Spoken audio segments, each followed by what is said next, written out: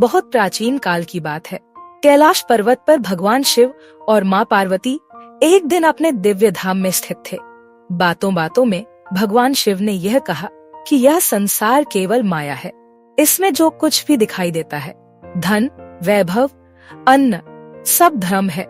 आत्मा अजर अमर है और केवल ब्रह्म ही सत्य है। अन्न जैसी चीजों का इस मायावी जगत में कोई वास्तविक महत्व नहीं।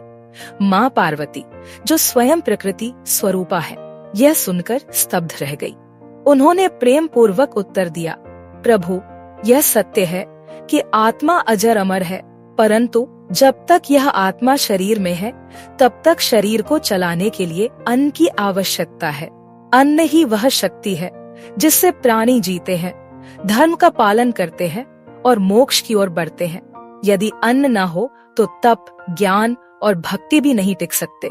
भगवान शिव ने हंसते हुए कहा, यदि अन्न इतना महत्वपूर्ण है तो संसार को उससे वंचित कर देखो।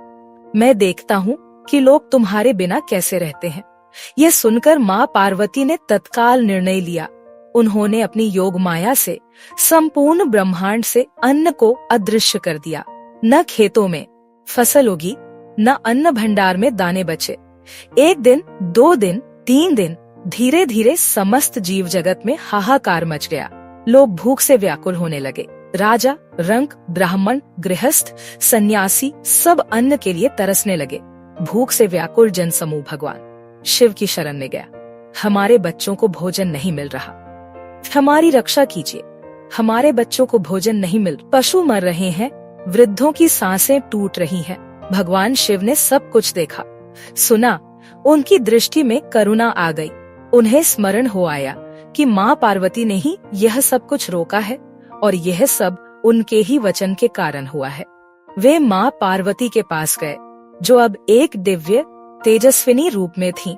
उनके हाथों में अन्न की थाली थी, चेहरे पर करुणा और वस्त्र पीतांबर जैसे। उनका रूप अत्यंत तेजोमय था। यह था माँ अन्नपूर्णा का स्वरूप। भगवान शिव ने विनम्रता से माँ के चरणों में शीश नवाया और कहा, हे माता, अब मुझे अपने भूल का अनुभव हो गया है। आपके बिना, आपके अन्न बिना संसार चल ही नहीं सकता। मैं जान गया हूँ कि अन्न ही सृष्टि का आधार है। माँ पार्वती ने सौम्य मुस्कान के साथ कहा, प्रभु, मैं तो केवल सृष्टि को यह बताना चाहती थी कि अन्न का तिरस्कार करना पाप है। अन्न को भगवान समझकर उसकी पूजा करनी चाहिए। यह अन्न ही जीवों की रक्षा करता है, तपस्वियों को बल देता है और समाज को स्थिर रखता है। इसके बाद माँ अन्नपूर्णा ने अपने हाथों से भगवान शिव को अन्न प्रदान किया। शिव जी ने अन्न को आशीर्वाद दिया और कहा, जो भी भक्त सच्चे मन से माँ अन्नपूर्णा की पूजा करेगा, उसके घर में कभी अन्न की कमी नहीं होगी। माँ अन्नपूर्णा ने फिर समस्त जगत में अन्न की वर्षा कर दी। खेतों में फसलें उगने लगीं, तालाबों में पानी भर गया, पशु पक्षी पुनः प्रसन्न हो गए और मनुष्य भूख से मुक्त होकर प्रभु की भक्ति में रत हो गए। काशी में माँ अन्नपूर्णा का मंदिर कहते हैं कि जब यह घटना घटित हुई, तब माँ पार्वती ने अन्नपूर्णा स्वरूप धारण कर काशी, वाराणसी में एक स्वर्ण मंदिर में निवास किया। वहाँ आज भी उनका मंदिर स्थित है, जहाँ प्रतिवर्ष अन्नपूर्णा जयंती मनाई जाती है। अन्नपूर्णा जयंती मार्गशीर्ष पूर्णिमा को मनाई जाती है। इस दिन भक्त माँ अन्नपूर्णा की विशेष पूजा करते हैं, अन्न का दान करते हैं और व्रत रखते हैं।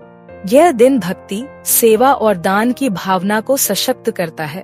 ओम अन्नपूर्णे सदा पूर्णे शंकर प्राणवल्लभे ज्ञान वैराग्य सिद्ध्यर्थम भिक्षा देही च पार्वती।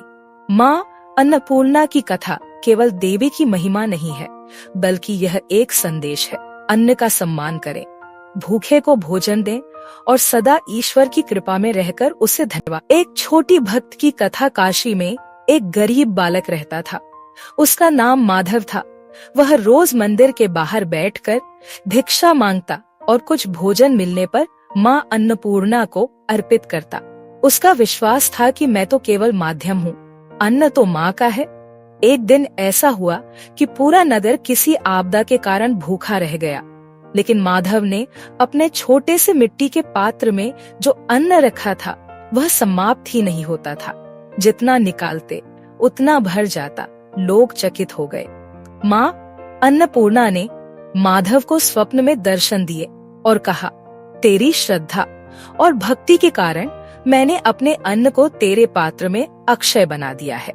जब तक तेरी भक्ति अडिग है, यह पात्र कभी खाली नहीं होगा। इस घटना के बाद माधव ने उस पात्र से हजारों भूखों को भोजन कराया और अपना जीवन माँ की सेवा में लगा दिया। माँ अन्नपूर्णा केवल अन्न की देवी नहीं, बल्कि करुणा, पोषण और मातृत्व की प्रतीक है। उनका संदेश सरल है, अन्न को सम्मान दो, दूसरों को भोजन दो और अपनी थाली को प्रभु का प्रसाद मानो। जहाँ माँ अन्नपूर्णा का वास होता है, वहाँ कभी भूख, दरिद्रता या दुख नहीं होता।